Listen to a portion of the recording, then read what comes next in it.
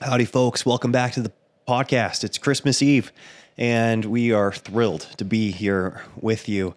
But before we get into this fun, festive holiday special, Whoop, whoop. I do want to let you know it's your last week to be able to purchase the not the Get It All Done Club. What am I saying? The Growth Initiative, because it is starting at the first of the year. So you need to sign up now. This is a live program. It runs 6 weeks, and it's for Christian men that are looking to grow in their faith, in their marriage, in their ability to lead as a father, to earn and to provide for their family, to lead themselves so that they are feeling confident when they wake up, that they've got a purpose when they wake up. In fact, they've got so much clarity for their life, they want to get up earlier. Like there's more motivation to get up earlier and to know exactly why it is that you're getting up. I know that's a big deal for me. And Katie and I have gone through this enough times to know that when I am reluctant to set my alarm for earlier than what I need, then we know that I'm lacking clarity on what my mission is, what the purpose is, what the goal is. Because a lot of men can do fine, and you probably know when you're doing fine and you're checking all of the most obvious boxes. You're showing up to church and you're, obviously being faithful to your wife and you're providing sufficiently for your family. You're there for your kids. But if you were to score yourself, you would probably just say like, yeah, I'm doing fine, because you've got another gear that maybe you've experienced accessing before, or maybe you've not accessed it before, but you've got it in there, and you're thinking, what is it going to take for me to kick into that other gear of attaining, I guess, results and to putting forth effort and energy in these things that I care deeply about, so that I see long-lasting results. And I'm really passionate about that, not only about giving you that clarity for how you want to lead yourself in your home, but then providing you with systems and support to help you attain those goals and to get closer to those end goals that you have in mind. So anyways, that starts here at the beginning of January. I'm thrilled about it for my own sake. Selfishly, this is always one of my favorite things to do because of the men that I get to meet and interact with. And I would love to, if that's something that resonates with you, or if you're a wife and you think your husband would be interested in that, check the link below. There is a free masterclass that you can watch. If you're still don't have like total clarity on what this even is, watch the masterclass. That'll bring a lot more clarity as to some of the tools that we work through and just kind of the format of the overall program. So with that said, let's get this thing rolling.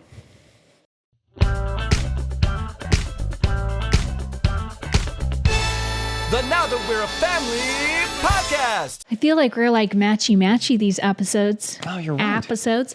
We were wearing denim in one of our recent ones, and now we're wearing green. Yeah. And I tell you what, you guys, I am just kicking back. I've got my feet up, relaxing on this cozy winter night, because we are coming into baby season. And it's one of those seasons where you just never know when the baby's going to come. Is it going to be at 37 weeks or 42 weeks? Am I going to be pregnant forever, or is it going to be tonight? So anyways. Has our earliest baby come at 37 weeks? On the day. So right at 37 weeks. My 37-week appointment, the midwives were going to come to that day. Wow. And the baby was born. Wow, that's awesome. And then the latest has been? 39 weeks, 2 days. Wow. Okay, so we've never gone 40 weeks. Thankfully, no. I say we, Oh, it is a group effort. Elisha feels it as much as I do the last few days. Yeah, right. Well, I get a little more, I fill him in on my symptoms a little more. He's probably ready to be done with that. Oh, I mean, for your sake, it is remarkable that this is, just what the female body's able to do in incubating a human life is, I mean, it's a miracle. Like we need to state what it is. It is unfortunate that just like with, I guess, modern science, and just kind of like this closed system of thinking of how if you can kind of like deconstruct things, then you're able to say it's not a miracle, which is ridiculous. It's like each breath is a miracle. And how can you say, oh, because we can kind of explain how the process of conception and then the growth of the baby within, the womb, we're able to break that down in a scientific manner. So it's not a miracle. You're like, you will never be able to break that down enough times for me to have me not think that that's a miracle. God is just his world is a world of wonder and miracles. And it is just every time I've been able to witness you carry a baby, it is nothing short of a miracle. And I'm so grateful that we're blessed with these healthy children, and this baby's been healthy thus far in the womb. And so we're praying for a healthy labor and delivery. And I'm excited. Yeah, me too. I do think, having gone through this enough times now, I'm just kind of like, all things come to an end, and it is just a blessing to be able to carry a life instead of just seeing it as kind of like a burden, because it can kind of feel like a physical burden for sure. And just be like, I'm just so blessed. I'm so blessed to be in the position. And I do feel like I just labored and just had Lionel. So some of our kids, the way they're spaced, it feels more like that than others. But yeah, the Lord's going to be gracious, and we're looking forward to that. But that said, okay, I start swelling when I sit too long, so we should probably get this show on the road. Okay, you go first, Katie. Okay, so how we come up with questions is I write questions down. This is like a date night for us. And we do other things for date nights as well. We don't just podcast. But frankly, do I want to go out? No. Okay, put something from your past. Oh, I write questions down, and then Elisha just keeps them in his head. You did that with our vows too, actually. Wow. Did you appreciate that, or were you disappointed? I can't really remember. Okay. I thought it was impressive at the time. But we have no video of our vows, so I'm not sure what you promised me, so it's hard to really nail them down to anything, Nice, good, perfect. Destroyed all the evidence. Like, I really have no concept for what you promised me, so we'll see. Okay, what's something from your past that's embarrassing that our listeners don't know about? Oh. One thing. Well, yeah, I was going to say that's... Yeah. Elisha has... Whoa. What were you going to say? I've got what? A checkered past here? No, a vibrant past. Yeah, I am. I mean, I'm embarrassed of a lot of things that I did in my I'd say even my pre-teen years, definitely my teen years, and certainly in my young adult years as well. So that's a big chunk of my past, that our audience present probably doesn't know about. You're so dramatic. Yeah, and I really did thrive, like many people on attention, but then oftentimes negative attention. And so, but man, tis the season. Okay. So this is one that's more recent. So I think it's more embarrassing. It's nice with those things that you did when you were like 11, cause you're like, oh, I'm a kid. And then 14, it's like, okay, like you're still trying to figure things out. But, the one that's coming to my brain, I think I was 19, maybe even 20, honestly. So that's definitely an adult. I should have known better. But for 6 Christmas seasons after I graduated high school, I would harvest Christmas trees in Washington State and take them down to Southern California and set up Christmas tree lots and sell them down there. And one year... No, this was when I was 19, because it was the first year that I did it, because we weren't selling any. So I had put all my money into inventory, and we couldn't, when we were doing sales, we still needed to order more trees. And so it's not like we had that cash for ourselves. We had to keep that cash for reinvesting into more trees. And so even when we were getting sales, I was still broke. I didn't have money on hand. And so, I would go after the Christmas tree lot was closed. This was in Riverside, California, and in downtown Riverside, they've got the Mission Inn. Then across the street from the Mission Inn, actually, your uncle owns the Mission Galleria, which is a really fun place to visit. And in downtown Riverside, it's pretty festive for Christmas season. There's an ice skating rink and a lot of shops and stuff. And so I dressed up in an elf costume, and I went down there and I played my fiddle for tips. And like an elf costume, meaning like... It's not like a big baggy elf costume. It was like Robin Hood, Lincoln Green, like little tiny red shorts. Yeah. Oh man. Like very tiny elf costume. Yes. What did that even qualify? Where did you get that thing? That's a good question. I don't know. Did you just say it was an elf costume? No, I think because Ken and I, my business partner, your cousin, it's all his fault. No, because sales were crazy slow, and we were just we're like, how do we get people? It was our first year doing the lot, so people weren't really aware of us at that location. And so I think he went and found the green tights, the red shorts, and he's like, hey, we need to take turns standing out in the street corner, like waving, waving signs. You had and like stuff. these little tiny green shirts. Yeah. And then did you have elf shoes? I don't think I had shoes, but we had the hats. You had little hats. Yeah. Yep. I think it was a pretty legit elf costume. It was all encompassing. And so, except for the shoes. And so, yeah, waving the sign on the street corner didn't bring in that much more business. So I'd go down after we closed up the Christmas tree lot when there would still be people outside the Mission Galleria by the ice skating rink and play my fiddle. And that was life-changing because I didn't have like this extra spending money for fun things like coffee or just going and getting food. I remember the first night I made like $180, and I was so relieved that I was able to have some cash. And so I went back and did it. And that's actually probably where I made all my money that year, was not through Christmas trees. What was down, it was down playing my fiddle. And so, yeah, that's embarrassing because we actually would busk fairly regularly growing up because it was a fun way to earn money, but that's the time I'm embarrassed of because of the outfit.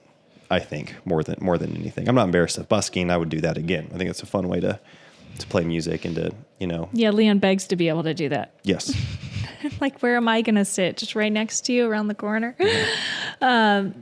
Yeah, so it's pretty fun. I feel like most of your embarrassing moments have to do with your outfits, more than what you were doing necessarily. I actually wore a lot of like spandex and just Dude, what in the world was I tight thinking? things. Like I'm thinking like he wore this one spandex costume to like a friend's wedding. Yep. And then Not to the wedding. I dressed in normal clothes to the wedding. I think I was in the wedding actually. I was a groomsman, and then some of the other groomsmen pressured me. They're like, "Oh, I brought one of these those I think they called them morph suits. Is that what they were called? But it was like a tuxedo morph suit." so you like couldn't see his face, like the whole thing's covered in spandex. Yeah. And so I went and changed into that during the reception and came on the dance floor. I regret that. That's embarrassing. That's the thing is I truly have real regrets. These aren't like, oh, that was, fun memories. It's like, no, they're not fun for me to reflect on. They're truly embarrassing. They're funny. I mean, they're not like, oh, I was crazy breaking the law or doing something like, overtly immoral.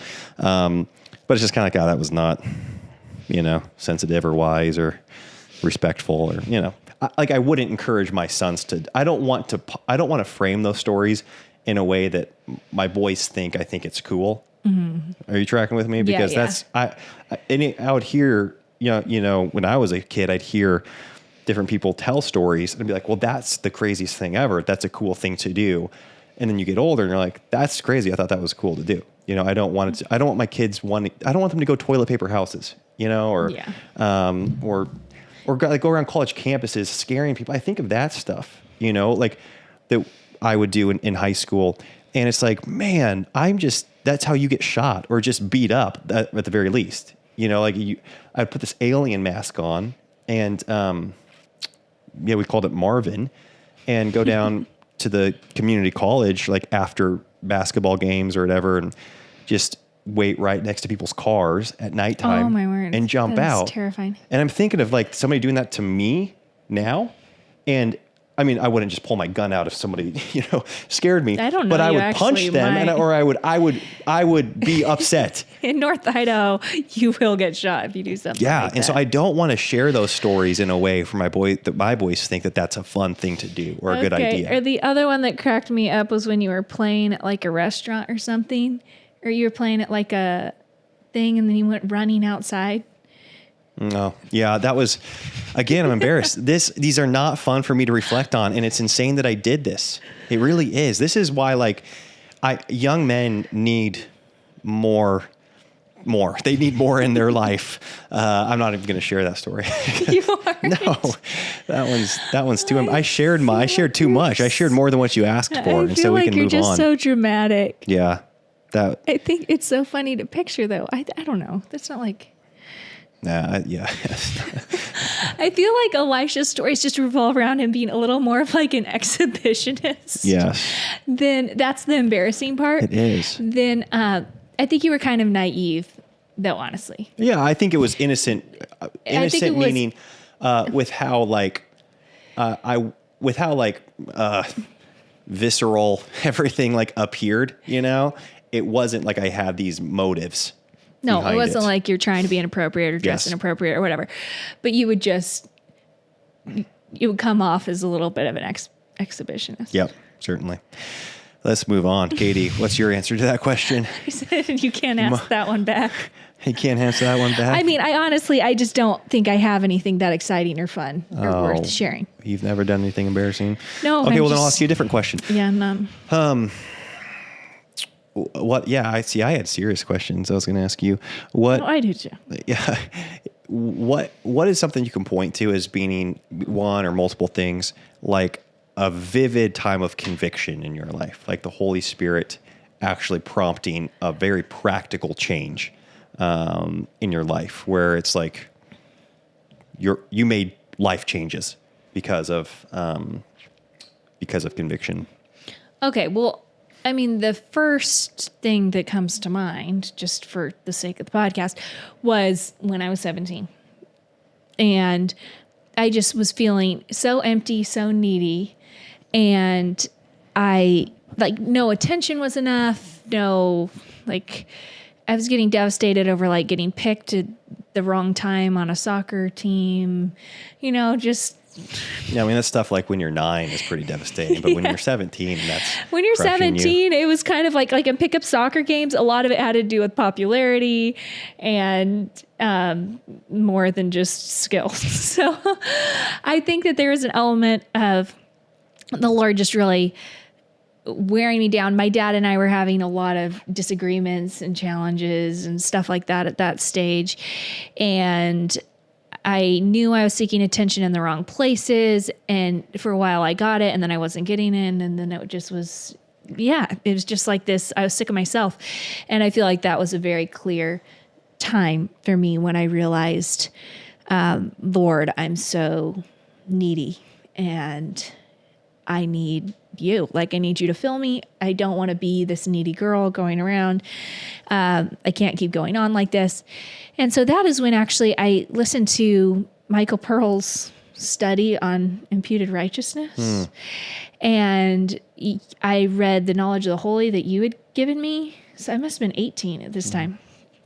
Because, I picked it up and flipped through that book, but I hadn't really dove into it. And it was just a really important time for me to realize, okay, I am under my dad's spiritual headship here for a reason. The Lord can give me faith in that and to walk that out instead of just arguing with him on everything. And the Lord's going to work these things together for his good. And I think I just really felt how clearly destitute of a sinner I was and what the Lord had saved me from. And it really affected my relationship with both my parents from there on out until I would say the next big run-in with them was, when we were trying to get married and it wasn't quite working out, and, had some regrets from that season. But it really made the next few years a lot more peaceful. And just because of trusting God instead of thinking, oh, well, I know my dad's this imperfect human or my mom's this imperfect human, and trusting, well, the Lord's just placed them in my life, and so I can trust the Lord instead. And so I don't know. That's a time I really look back on. Yeah. Wow. I know. I remember you referencing that, but I don't think I remember it in that much detail. Do you feel like that was over a few weeks? Was it a month? How long do you feel like that kind of process was, or that season? I mean, I feel like it was probably a few months leading up to it. And then, my parents noticing change within the next couple days. And just wow, not everything's a fight, Nice. Yeah. And so, Wow. yeah, I think that really affected my relationship with them and my siblings. And and it's something I look back on as like one of those moments where like you remember where you were, you remember the Lord convicting your heart. And yeah, it was like, it was a place, if I'd been an Israelite, I would have like erected an altar. You know what I mean? I mean, like, hey, this is a place where the Lord really just like turned my life a different direction. Because you kind of feel like you're at this crossroads with like, am I going to act the way I would like to act and take my life a certain direction, or am I going to follow the Lord? Yeah. And that was one of those moments for me. Wow, that's awesome. So yeah, I mean, I've been convicted a lot of times since, but that was the first time as an adult I think I felt that conviction. Yeah, that's awesome. Okay, Elisha, what's your favorite thing about our relationship? Oh, my favorite thing about our relationship, I do enjoy physical intimacy. That's might be one of the top ones, but probably the top one. I didn't think you were going to say that. Huh? I didn't think you were going to say that. Oh yeah, what'd you expect? But I mean, I'll try to give maybe another answer. Yeah. Try to think of like a second favorite thing. My second favorite thing is, yeah, I'd say. That's it. No, I think brainstorming with you, just I again, I love our marriage, and I love that I get to talk with you about everything. I am a verbal processor. I like hashing things out. I love getting into the car after being at an event and asking you who you talked to, what they say. No way, what they say about that, and then being able to share with you about the people I talked to. I'll speak for myself. We can talk and talk and talk and talk and talk and talk.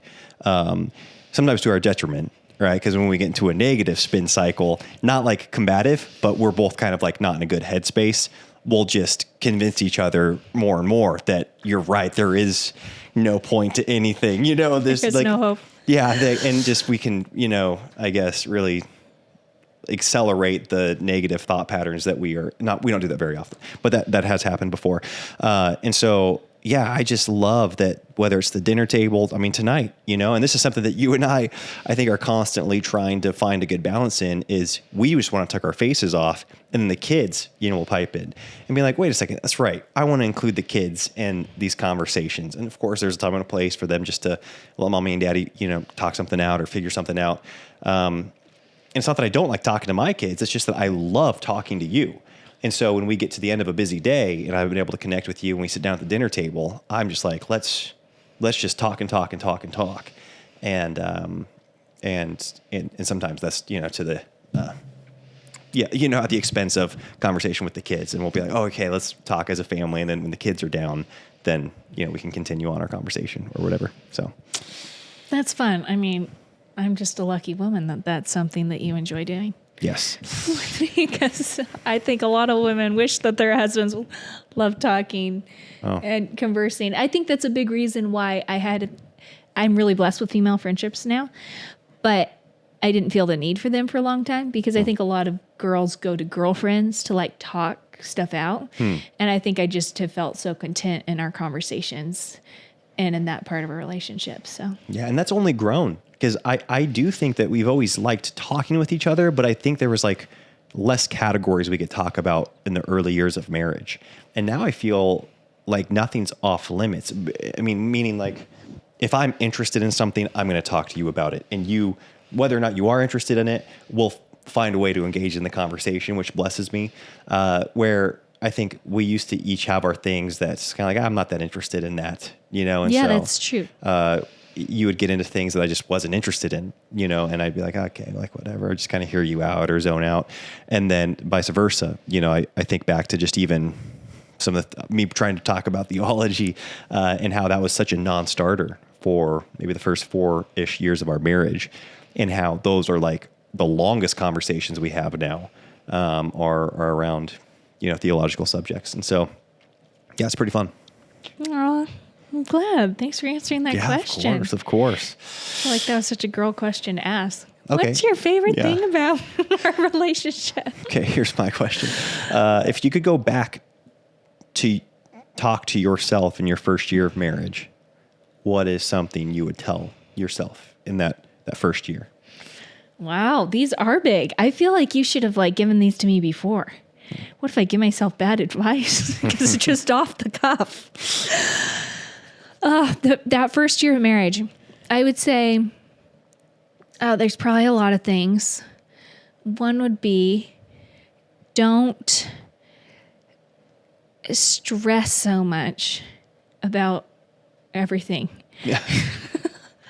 You know, like really, I felt so stressed about everything you did and Everything I did? yeah, and Oh. everything we did. I mean, I was so in love with you. We were like living on love, you know, it was a great season. But then looking back, it's tricky because I think you're trying to read into everything when you first know someone and considering, does this have bigger implications than this one thing or this one decision? And I wish I just trusted you more from the beginning, honestly. I married you. I gave you my life, my body, my soul, like everything. And if I trusted you enough to do that, I wish I just like continued with that trust process because I do feel like you proved your trust to me over time, over that first year of marriage. Trustworthiness? Your trustworthiness, yeah.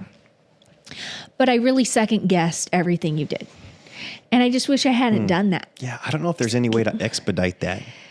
You know, because trust is one of those things that's really hard to get without time.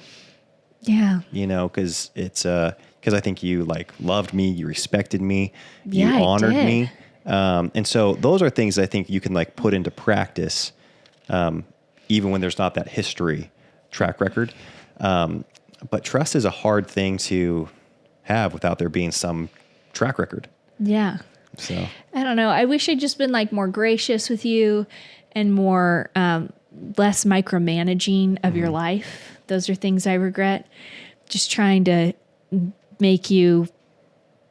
I didn't want to make you anybody different. Like I was in love with who you were, but I did micromanage, and it's not like I never do that today. But hopefully, I not nearly I as mean, no. You never. it was I feel really like you never do extreme. that. I feel like in the beginning, it just led to a lot of tension and a lot of stress on your end. I feel like it pushed you more away where my goal was to bring you closer.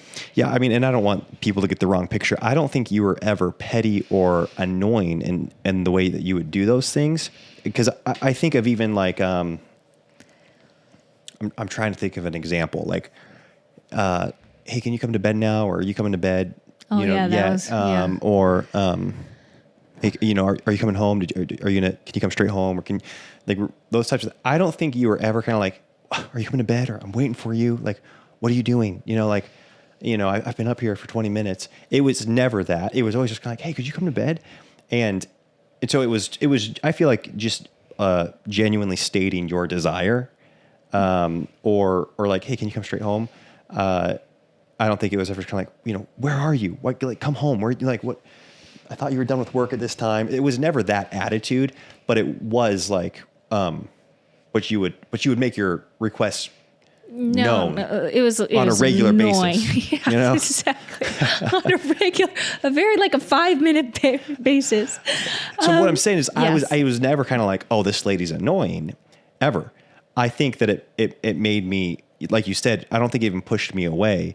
I think it made me, with my introverted tendencies, try to find little ways that I could carve out time, you know, that and get a not in a breath in. deceitful or sneaky way, but just kind of like, oh man, like, yeah, I don't know. Yeah. Yeah, I mean, some other big things that are coming to mind are like, okay, never leave the house in an argument. Like that's just pathetic, and that's something I did a lot our first year. Is I would just leave the house, which is like, I mean, everyone knows that's like a terrible thing to do. Mm-hmm. So immaturity, big time there. Don't do that.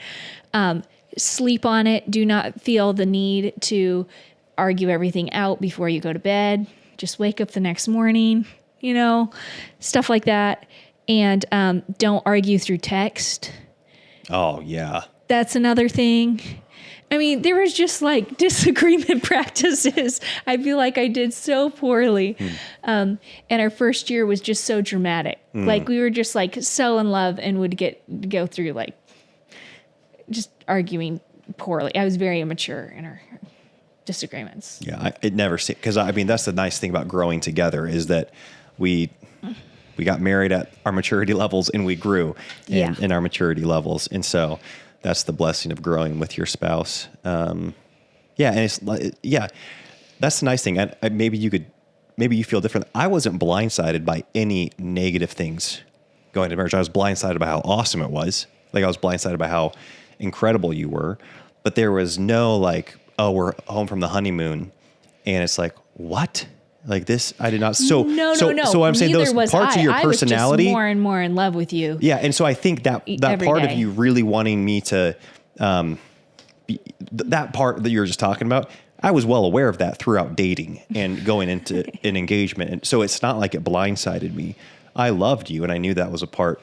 I thought I was, because I agreed with you. It's like, I want to be the couple that like is in bed at the same time every night. I think it was just we were on different schedules because I'd be getting home from the restaurant, at 10:30 after closing up there, and you've been ready for bed for like 2 hours, and I'm eating dinner, unwinding, taking a shower, and there was that just difference in like, what are you doing? Like, why are you not in bed yet? And though that I think caused some tension, but it wasn't that I liked you wanting me to come to bed. It's just that our schedules were a bit off. Yeah, totally. It is one of those things, I guess. I'm just so grateful with where our marriage is at now. And like you said, it's probably just like, we've learned a lot over 9 years in that. And going back, it's kind of like, oh my word, that is so mortifying. And yet that year was the best year of my life, being married to you. Even now is the best year of your life? Or? Well, no, that year was the best year of my life up until that point. There we go. See, good, man. This year is the best year of my life. Yeah, I'd say every year, with the exception of one in the middle there. We had one year. Each year really built on the other. Agree. And they've gotten better and better and better. So I agree with you there. Okay. What's your biggest regret of last year?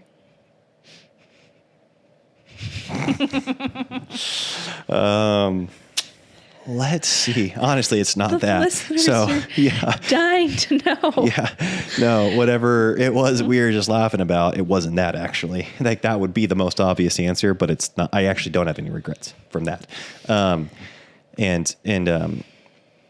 think, boy,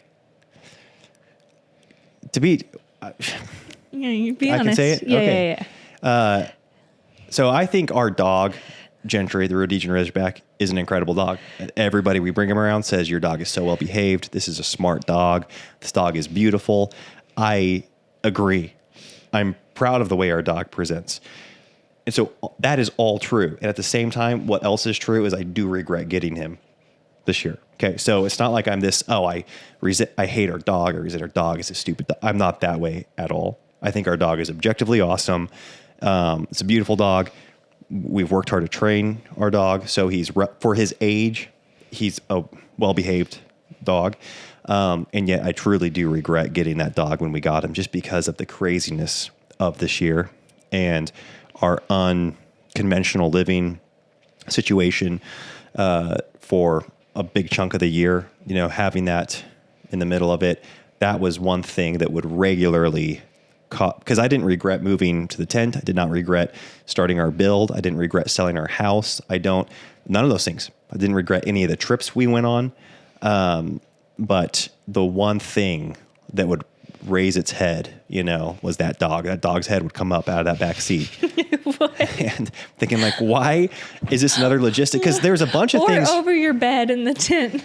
Yeah. I mean, I think of even our car breaking down in the middle of summer, which was a huge nuisance. That was in the shop for 10 days. And having to move around using Turo and rental. There was no rental cars. Like going to Enterprise or Hertz in town. It's like, what do you have available? And they're like, oh, okay, what do you need? We need 7 seats. Great. Okay, yeah, we've got a minivan. Awesome. It's like, yeah, it's available in 2 weeks. You're like, what? Like I've never experienced that with rental cars before. It's crazy. It was insane. We rented a U-Haul, you guys, just so Elisha could get home. He had drove a huge U-Haul truck home. I rented a U-Haul truck for 3 days because that's the only vehicle I could find to rent. No, it was just one day actually, because then I went to Turo after I returned the U-Haul and got the Turo for a couple days, and then I was able to find. I forgot about rental. that. Oh my goodness! But that was a rigmarole in and of itself. But then having to deal with a dog in the midst of that, and like having a dog in the car as I'm changing cars and traveling with them. So, yeah, I'd say that's probably in the grand scheme of things. And I'm not even denying that I will probably be so grateful that we have our dog a year from now. Right? When we are moved into our barn and we're on the property and the dog's there, I think I'll be like, oh, I love, because I like Gentry. I don't want anybody to get the wrong idea. No, but you take really good care of him. I like our dog. I love our, I think it's an awesome dog, but I do regret getting him when we got him. And so it's like, if I could go back, I actually would undo that. I know you're probably not supposed to say things like that as a Christian, just trusting God's sovereignty, but I would. Like, if I could go back, that's something that I would not do. It's a decision I would not make. Yeah. Yeah. Do you have any regrets from this year? Do I have any regrets from this year? Probably. I mean, I'm sure I do. Mm-hmm. It's one of those things, like, things have gone really well. Mm-hmm. But it's not necessarily, I mean, Gentry for your sake. It's like, if I could go back and do that, and maybe not having the knowledge that we know now, having gone through all the experiences we've gone through this year. Like, I wish there were certain things maybe we were more prepped on or more prepared for, knowing the ramifications of those decisions. But it's like, you don't have that information. Mm-hmm. I didn't have that information. You didn't have that information. And so, I mean, it's probably a little, like, I wish that a little bit on every front. Yep. Like, I wish we learned things in the tent that would have made it easier up front. Yes. Had we known them earlier. Same thing with building. Like, we've learned things with how that whole process goes. Where it's selling our house. Like, all that. Yeah, exactly. Selling our house. Where it's just like, okay, I would have made these decisions if we did it again. Yep. But it's like, why do we have that information now? Because we did it. Yeah. So, I'm not sure. We did as much research online as we could. We talked to people, but just the stuff you learn going through stuff is different. Mm-hmm. So anyways, not really like a fair regret. Mm-hmm. Yeah, that makes sense. But yeah, you can look at that as a total positive thing. Like, look at how much we learned. Well, and that's how I'm seeing it this year. It's like, wow, we went to school in like 4 different schools. Mm-hmm. Got like 4 different degrees this year. It was crazy. Mm-hmm. Yeah. That is the problem, is that you can't get degrees in any of those things. So there's like no way to have the information beforehand, I feel like. You just learn. Yeah. Live and learn. You know what? Maybe, if I was to say a specific regret it would actually be with the build, because it really slowed things down, was not being more upfront with our builder and detailed on everything, and just kind of being like, build us a barn. It doesn't really matter. And then realizing like, I care about every single detail.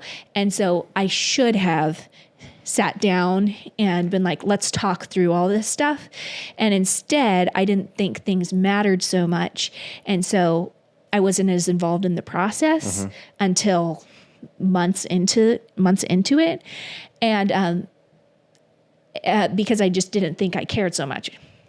And so I regret that. I would have had more clarity up front with our builder, who has been so willing to give us clarity, but I just didn't ask for it early on. And so it really slowed down some of the decision making and stuff when actually stuff started coming to fruition. It was like, that's not what I envisioned. And I was like, well, that wasn't communicated clearly. Yeah. So you didn't even realize it wasn't what you envisioned. Exactly. And then when you see it, you're like, wait a second. And since that time in the build, I feel like we've been very clear. We've had really good communication. And I would have done that from the very beginning if going back. That's a regret. Yeah. I wouldn't be surprised if that happens often when people build, especially for the first time, where you're just kind of like, I don't think it. You're like, I'm easy. I'm not picky, right? Exactly. Like, I love it when everybody says that about themselves. Pet peeve, yes. Well, no, it's just kind of like, well, that's not something you get to say about yourself. Other people will tell you whether or not you're picky or high maintenance, or easy. And so I think we had that attitude, just kind of like, hey, like, anything's going to be awesome. We just want to be out on the property. Exactly. And so here's the dimensions and great. And so it's kind of like, oh, wait a second. It's like, oh, I do have opinions. I actually have a lot of opinions. I should have just communicated those early on. Right. So anyways, it's been good since that point. I feel like we've learned, but yeah, that was regret. Slowed things down. What is some place within 200 miles that you'd like to spend a few days? Oh, I feel like this. Are you going to plan a trip for us? This seems very specific. Within 200 miles that I'd like to spend, you said a couple days? Yeah. Trying to think of how far we are from. It would be. I really want to explore more of Idaho because I grew up in Washington. I feel like I love Washington State. Washington State's incredible.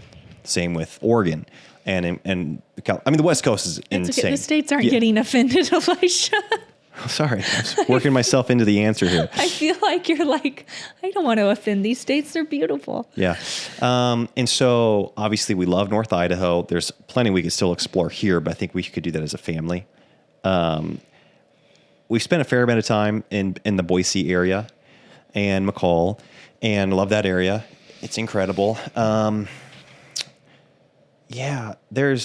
guess outside of McCall, I guess there's two things. I would say, I've never actually been to Stanley. So like in the Sawtooth Mountains of Idaho. So it's like, we've been to Sun Valley, like Ketchum, which is really awesome. And I want to say Stanley's like maybe an hour from Ketchum up into the Sawtooth. And that looks like a really fun place to visit. So I'd love to do that. Visit Stanley, Idaho. And then not on like a romantic thing, but maybe with the boys go to, I think it's called the Frank Church Wilderness outside. And it's the same thing outside McCall. And there's you like charter a flight in McCall and they'll fly you into the Frank Church Wilderness. And it's vast. When you look at Idaho and you see how much public land there is compared to private land, it is just a playground of the whole state basically. We get to go explore.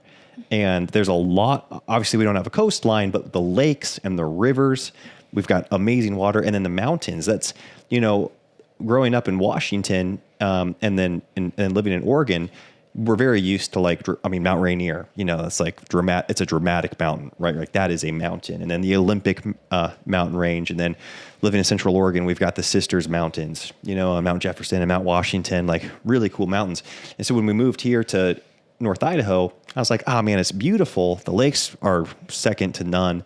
I love the terrain, but there's not those mountains.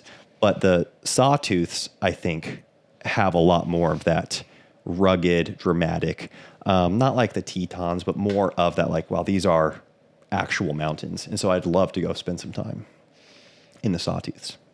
Wow. I'm so glad I asked that question. Yeah. Because I didn't even know either of those places even existed. I didn't even know there were Sawtooth Mountains in Idaho, and I've never heard of Frank Church. I think it's called the Frank Church Wilderness. Yeah. It's somebody's name. It's somebody's name. I might be getting Frank Church might be somebody else, but I think it's Frank something Wilderness. I think it's the Frank Church Wilderness. Yeah. It has a ring to it. Yeah. Nice. Well, that sounds fun. Great. So when are we going? Let's go. Yeah. Put it on the calendar. Okay. Well, I actually want to know that answer too from you. If there's any place that comes to brain, if there's any place that comes to brain for you, there's any place that comes to brain within 200 miles that you'd love to spend a couple days.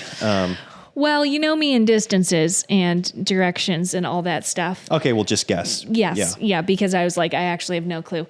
But honestly, I would love to go up to Bonners County in the summer, just like as a family trip. I hear there's so many gorgeous hikes or like the Priest Lake River area. Which one? Priest Lake or Priest River? I don't know. Okay.